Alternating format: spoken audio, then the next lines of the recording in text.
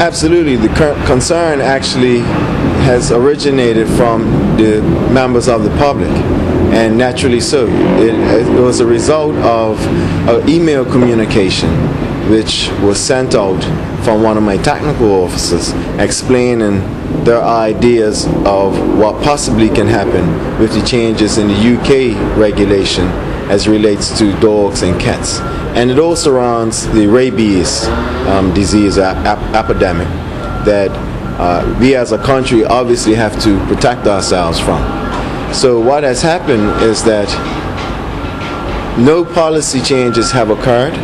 We do have some options, at least 4 options, in which we can take a good look at to see what is the best fit for Bermuda. On the one hand, we do want to protect the pets that are coming into the island to ensure that the rabies is free, but at the same time, we do not want to curtail the basic and fundamental freedoms for any human being, and that's to enjoy their pets.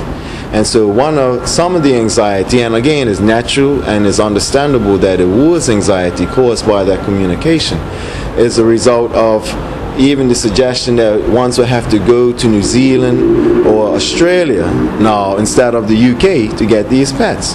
Now, just the thought of bringing a pet from New Zealand and Australia from an animal welfare perspective, that's a horrendous thought. That's at least 3 days in a crate.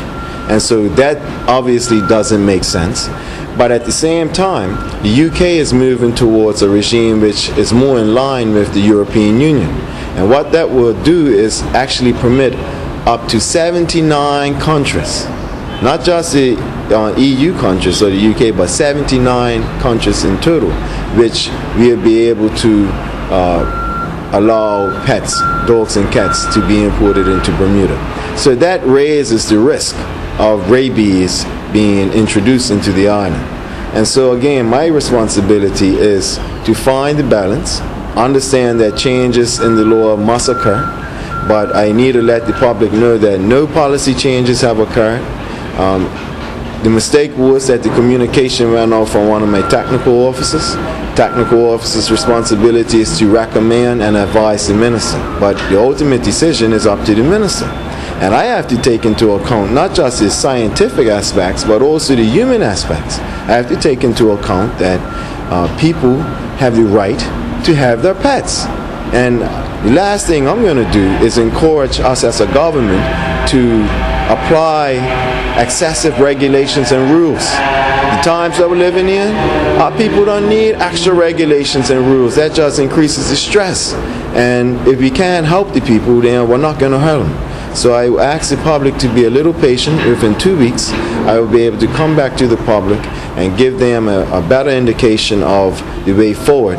But prior to that, we're going to engage in some serious consultation with veterinarians and other animal groups in Bermuda so we can get their insight, because we shouldn't neglect the fact that Bermuda has an abundance of intellectual capital when it comes to animals.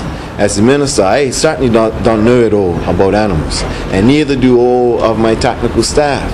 And so again, I think the word the opposition will use is collaboration. Well, in this case, we're going to look to be a little bit more collaborative and hope that the anxiety within the people subsides once they get a clarity as to our position. Which stakeholders did the technical officer send that correspondence to in there? I would not reveal that. I'm sure that if they wanted to reveal that, the stakeholders themselves, but suffice it to say, it caused sufficient anxiety, and naturally and rightly so, for them to bring the issue to the forefront. And so we have to be responsive and have an open ear and be conscious of the fact that people need to enjoy their rights, and at the same time make sure that we're not burdening the people of this country with extra rules and regulations which just increases the stress levels. Thank you very much. Okay.